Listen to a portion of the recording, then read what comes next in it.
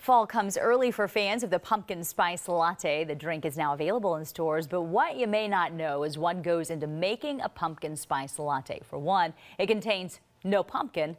Food blogger Vani Hari, otherwise known as the Food Babe, says the drink contains caramel coloring, high fructose corn syrup, among other things, and absolutely no pumpkin. So for those of you who love the drink but would rather skip the calories and all those other ingredients, dietitian and natural foods expert Allie Miller with Naturally Nourished is here with advice for making healthy coffee alternatives. Good morning to you. Good morning, Melissa. Let's talk a little more about these ingredients. Sure. We know that they're not good for us, but we don't understand maybe why they're not good for us. And you can kind of explain that? Sure. You know, in my practice with food as medicine, we look at each thing that we put in our body as either something to upregulate and turn on signals for disease or to help heal and prevent disease.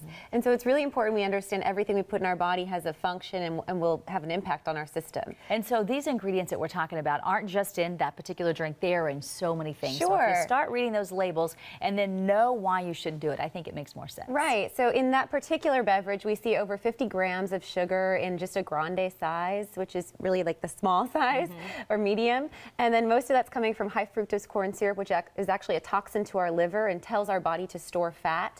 We also see preservatives like potassium sorbate, which can be an irritant to the eyes, the respiratory tract, as well as our skin, and can be a toxin which is difficult for our body to process. Caramel color is something we see a lot. It's in every soda pretty much. Yes, and that's actually tied to cancer. It is a carcinogenic compound, and so that's something that's very concerning as well. These things are really stored in our fat cells, and that can contribute to chronic illness. And it sounds like with caramel color, oh, you just might think it's a, you know, a little piece of caramel, but just not the case. How they burn it and all to make that color. And ammonia is used in the process. And then what about natural flavors? So natural flavors can be very misleading. You know, that concept, it sounds beautiful. It's natural, but that really doesn't mean anything. There's not a standardization for that. So this can include things like MSG. This can include things like that high fructose corn syrup and other potential toxins. And also artificial flavors is one that's misleading. Absolutely. So in our food policy, we look at the concept of GRAS, which is generally recognized as safe.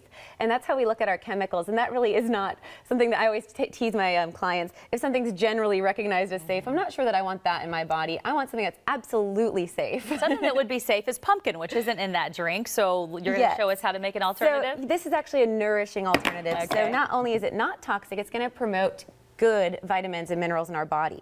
So we start with a half cup of pumpkin, which has actually 100% of our daily need of vitamin A. Now, how's the best way to get that? I see it in cans all the time. Is that healthy? This is canned, and okay. This is an organic can. They're not really in season quite yet, but if you were able to steam it, that would be the best option to do. Okay.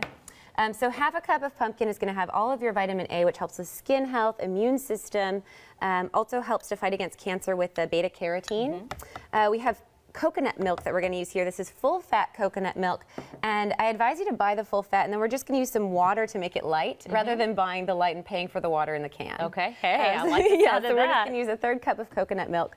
Then we're going to pour in about 6 ounces of water to compensate, to like lighten up the calorie load. We're going to use some dates as a natural sweetener in here. Dates are going to have minerals, vitamins, potassium, also blood builders, which can help with healthy blood flow. We have a little pinch of cinnamon in here. Cinnamon helps with balancing those natural sugars in here, helps with insulin sensitivity and fighting against diabetes.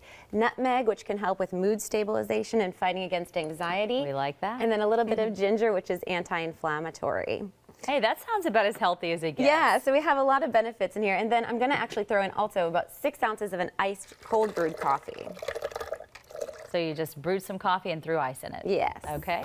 And So there we blend go. this up, yes. You got the recipe right there. We'll also make sure that we get that recipe for you on our website at my560.com, and we'll put a link to you as well. And there it goes. And now, is this going to be? Is it going to be like a sort of icy since it did have some ice in there? Yeah. So you could add more ice if you would like, but you could also do it warm actually, which is quite nice. You can whip it up with the hot coffee, and that would be a nice alternative for a cold day. Sure. So you have a couple of choices there. And the coconut milk, which is really interesting, is it's been researched that coconut oil, each tablespoon, which is 120 calories, can actually boost your caloric burn by about 500 calories. So you actually get a net deficit. This taster says it's incredible, and I'm glad we're going to Ruben so I can have some time with my new friend. Good morning, Ruben. Hey, good morning, Melissa.